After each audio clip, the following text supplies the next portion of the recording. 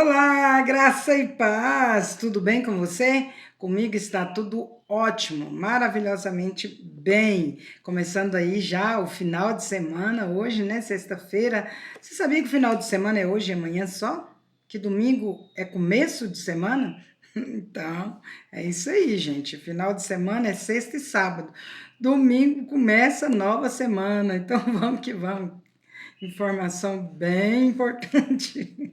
Você está comigo sempre na leitura? Então estamos eu, você e o nosso bom e fiel Senhor. Vem comigo. Hoje nós leremos os capítulos 23, 24 e 25 e amanhã, no sábado, nós encerraremos a leitura do livro histórico do Novo Testamento. Que bom, né? Não? Então vem comigo, vamos para a leitura. Paulo perante o Sinédrio, Atos capítulo 23. Fitando Paulo os olhos no sinédrio, disse: Varões, irmãos, tenham andado diante de Deus com toda boa consciência até o dia de hoje. Mas o sumo sacerdote Ananias mandou aos que estavam perto dele que lhe batessem na boca. Então lhe disse Paulo: Deus há de ferir-te, parede branqueada. Tu estás aí sentado para julgar-me segundo a lei e contra a lei mandas agredir-me? Os que estavam ao seu lado disseram: Estás injuriando o sumo sacerdote de Deus? Respondeu Paulo: Não sabia, irmãos, que ele é sumo sacerdote, porque está escrito: Não falarás mal de uma autoridade do teu povo. Sabendo Paulo que uma parte do sinédrio se compunha de saduceus e outra de fariseus, exclamou: Varões, irmãos, eu sou fariseu, filho de fariseus. No tocante à esperança e à ressurreição dos mortos, sou julgado. Ditas estas palavras, levantou-se grande dissensão entre fariseus e saduceus e a multidão se dividiu. Pois os saduceus declaram não haver ressurreição, nem anjo, nem espírito, ao passo que os fariseus admitem todas estas coisas. Houve, pois, grande vozearia. E levantando-se alguns escribas da parte dos fariseus, contendiam, dizendo: Não achamos neste homem mal algum. E será que algum espírito ou anjo lhe tenha falado? Tomando vulto a celeuma, temendo o comandante que fosse Paulo espedaçado por eles, mandou descer a guarda para que o retirassem dali e o levassem para a fortaleza. O Senhor aparece a Paulo. Na noite seguinte, o Senhor, pondo-se ao lado dele, disse: Coragem, pois do modo por que deste testemunho a meu respeito em Jerusalém, assim importa que também o faças em Roma. A cilada dos judeus. Quando amanheceu, os judeus se reuniram e, sob anátema, juraram que não haviam de comer nem beber enquanto não matassem Paulo. Eram mais de 40 os que entraram nessa conspirata. Estes, indo ter com os principais sacerdotes e os anciãos, disseram: Juramos sob pena de anátema, não comer coisa alguma enquanto não matarmos Paulo.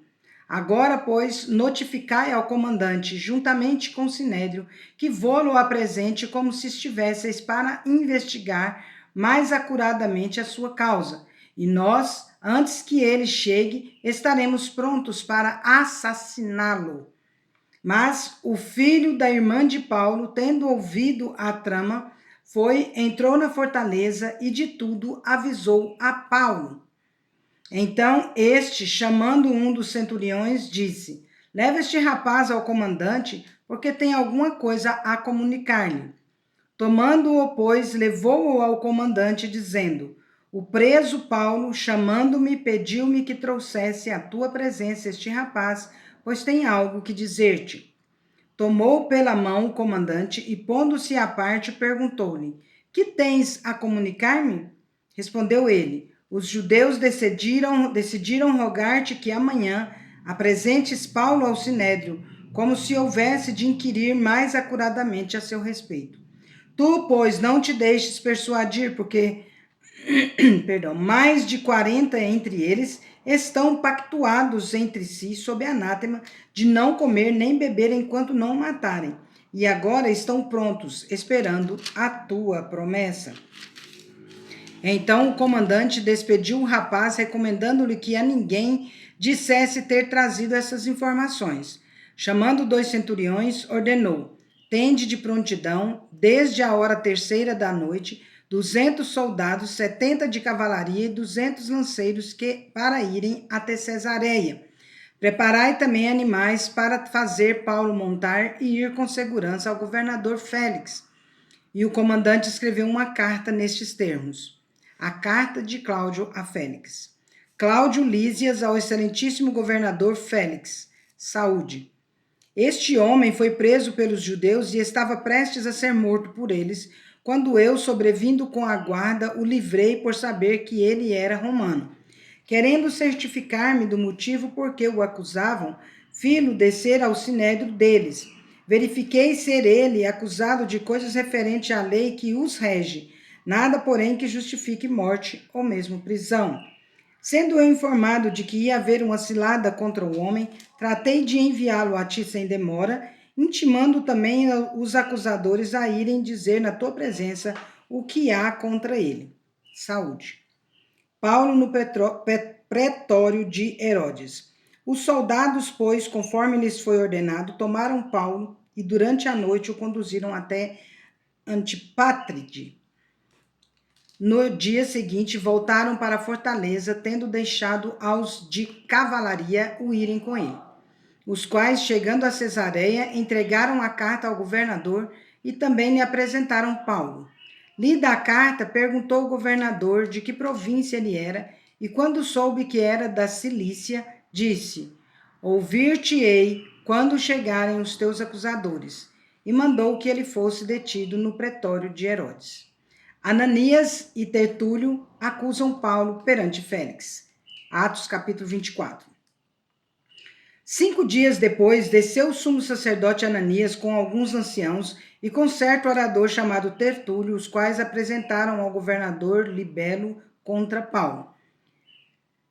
Sendo este chamado, passou Tertúlio a acusá-lo, dizendo: excelentíssimo Félix, tendo nós por teu intermédio gozado de paz perene, e também por teu providente cuidado se terem feito notáveis reformas em benefício deste povo, sempre por toda parte, isto reconhecemos com toda a gratidão. Entretanto, para não te deter por longo tempo, rogo-te que, de conformidade com a tua clemência, nos atendas por um pouco. Porque tendo nós verificado que este homem é uma peste e promove sedições entre os judeus esparsos por todo o mundo, sendo também o principal agitador da seita dos nazarenos, o qual também tentou profanar o templo, nós o prendemos com o intuito de julgá-lo segundo a nossa lei. Mas, sobrevindo o comandante Lísias, o arrebatou das nossas mãos com grave violência, ordenando que os seus acusadores viessem à tua presença. Tu mesmo, examinando-o, poderás tomar conhecimento de todas as coisas de que nós o acusamos. Os judeus também concordaram na acusação, afirmando que estas coisas eram assim. Paulo apresenta a sua defesa. Paulo, tendo-lhe o governador feito o sinal que falasse, respondeu: sabendo que há muitos anos és juiz desta nação, sinto-me à vontade para me defender, visto poderes verificar que não há mais de 12 dias desde que subi a Jerusalém para adorar, e que não me acharam no templo discutindo com alguém, nem tampouco amotinando o povo, fosse nas sinagogas ou na cidade, nem te podem provar as acusações que agora fazem contra mim. Porém, confesso-te que, segundo o caminho, a que chamam seita, assim eu sirvo ao Deus de nossos pais, acreditando em todas as coisas que estejam de acordo com a lei e nos escritos dos profetas, tendo esperança em Deus, como também estes a têm, de que haverá ressurreição tanto de justos como de injustos. Por isso também me esforço por ter sempre consciência pura diante de Deus e dos homens. Depois de anos, vim trazer esmolas à minha nação e também fazer oferendas. E foi nesta prática que alguns judeus da Ásia me encontraram já purificando no templo, sem ajuntamento e sem tumulto, os quais deviam comparecer diante de ti e acusar, se tivessem alguma coisa contra mim. Ou estes mesmos digam com que iniquidade acharam em mim por ocasião do meu comparecimento perante o sinédrio, salvo estas palavras que clamei estando entre eles: hoje sou eu julgado por vós, acerca da ressurreição dos mortos. Paulo perante Félix e Drusila. Então Félix, conhecendo mais acuradamente as coisas com respeito ao caminho, adiou a causa, dizendo: quando descer o comandante Lísias, tomarei inteiro o conhecimento de vosso caso. E mandou ao centurião que conservasse a Paulo detido, tratando-o com indulgência e não impedindo que os seus próprios o servissem. Passados alguns dias, vindo Félix com Drusila, sua mulher, que era judia, mandou chamar Paulo e passou a ouvi-lo a respeito da fé em Cristo Jesus. Dissertando ele acerca da justiça, do domínio próprio e do juízo vindouro, ficou Félix amedrontado e disse: por agora podes retirar-te, e quando eu tiver vagar, chamar-te-ei, esperando também, ao mesmo tempo, que Paulo lhe desse dinheiro, pelo que, chamando-o mais frequentemente, conversava com ele. 2 anos mais tarde, Félix teve por sucessor Pórcio Festo, e querendo Félix assegurar o apoio dos judeus, manteve Paulo encarcerado. Paulo perante Festo apela para César. Atos capítulo 25.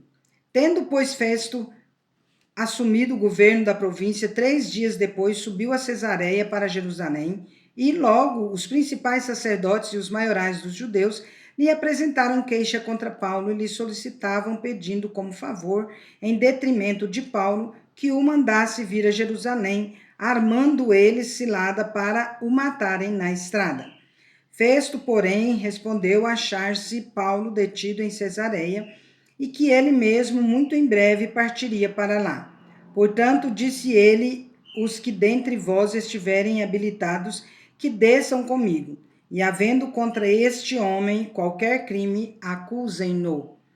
E não se demorando entre eles mais de 8 ou 10 dias, desceu para Cesareia, e no dia seguinte, assentando-se no tribunal, ordenou que Paulo fosse trazido. Comparecendo este, rodearam-no os judeus que haviam descido de Jerusalém, trazendo muitas e graves acusações contra ele, as quais, entretanto, não podiam provar. Paulo, porém, defendendo-se, proferiu as seguintes palavras: nenhum pecado cometi contra a lei dos judeus, nem contra o templo, nem contra César. Então Festo, acho que é Festo mesmo, querendo assegurar o apoio dos judeus, respondeu a Paulo: queres tu subir a Jerusalém e ser ali julgado por mim a respeito destas coisas? Disse-lhe Paulo: estou perante o tribunal de César, onde convém seja eu julgado. Nenhum agravo pratiquei contra os judeus, como tu muito bem sabes. Caso, pois, tenha eu praticado algum mal ou crime digno de morte, estou pronto para morrer. Se, pelo contrário, não são verdadeiras as coisas que me acusam, ninguém, para lhe ser agradável, pode entregar-me a eles. Apelo para César. Então Festo, tendo falado com o conselho, respondeu: para César apelaste, para César irás.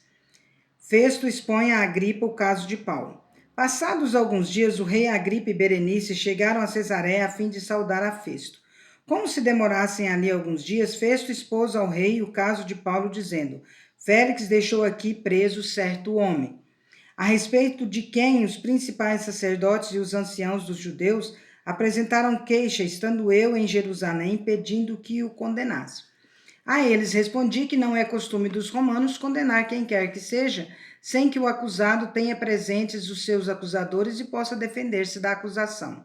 De sorte que, chegando eles aqui juntos, sem nenhuma demora, no dia seguinte, assentando-me no tribunal, determinei fosse trazido o homem. E levantando-se os acusadores, nenhum delito referiram dos crimes de que eu suspeitava.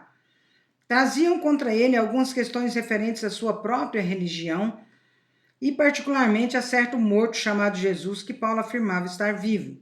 Estando eu perplexo quanto ao modo de investigar estas coisas, perguntei-lhe se queria ir a Jerusalém para ser ali julgado a respeito disso.